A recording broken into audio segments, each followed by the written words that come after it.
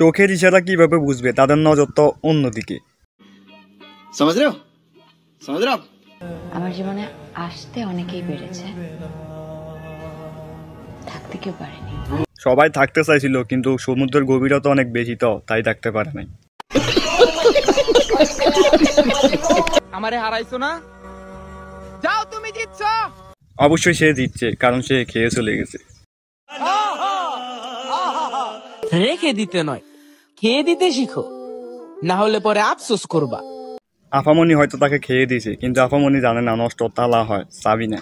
হ্যাঁ হ্যাঁ হ্যাঁ হ্যাঁ, আমাকে দিয়ে প্রেম হবে না, এটা আমার ফ্যামিলিও জানে, তাই আর সন্দেহ করে না। প্রেম না করলে এই অবস্থা। ভাগ্যিস প্রেম করে নাই, তাহলে কি যে হতো। বাবা গো, তুমি আমারে টাইম দাও নাকি তার লাগি? নতুন খাউরে পাইছো? আফামনি যে গাড়ি চলায় সে বুঝে তার গাড়িতে কতটুকু চাক্কায় হাওয়া দেওয়া লাগে। যদি অতিরিক্ত দিয়ে ফেলে তাহলে বাস্ট হয়ে যেতে পারে, তাই এখন সে আর টাইম দেয় না।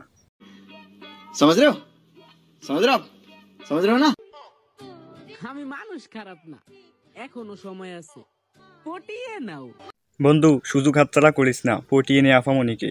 তোর কোনো কাজকর্ম করতে হবে না, আফামনির কাছে যে খাবার আছে তুই সারা জীবন বসে বসে খাইতে পারবি।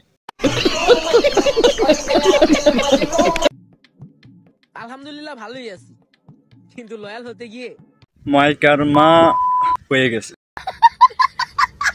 আমি সবার মন রাখার চেষ্টা করি, কিন্তু সবাই ভুলে যায় আমারও একটা মন আছে।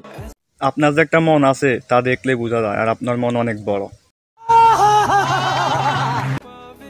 আমার গল্পে তুমি কখনো অপ্রিয় হবে না, আমি সেখানেও দোয়া করে আসছি যেখানে অভিশাপ দেওয়ার কথা ছিল। মাশাআল্লাহ, হাজী বংশের পদ্মাশীল মেয়ে। আফামনি আপনি তো চাল চালাইয়া আপনি তো সেল সেলায় বেচতে যাইবেন। জীবনে না পাওয়া সবকিছুই সুন্দর, যেমন তুমি। নাকি আমি যা করার তা তো করতেই আছেন। অবশ্যই একটু লিপসিংটা ভালোভাবে করেন। অবশ্যই লিপসিং ভালোভাবে করলেও কি না করলেও কি, কারণ আফামনির ফলোয়ার আসে অন্য কিছু দেখতে। কোনো একদিন তার ছেলে তার এসব ভিডিও দেখা গিটার বাজাবে।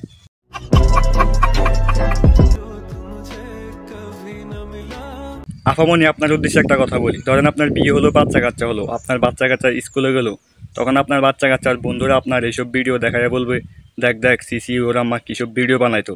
তখন আপনার বাচ্চা কাচ্চার কেমন লাগবে? অন্তত আপনার বাচ্চার ভবিষ্যতের কথা চিন্তা করে হলেও এসব নোংরামি বন্ধ করেন। নিঃসন্দেহে তুই ঠিক কথা বলেছিস।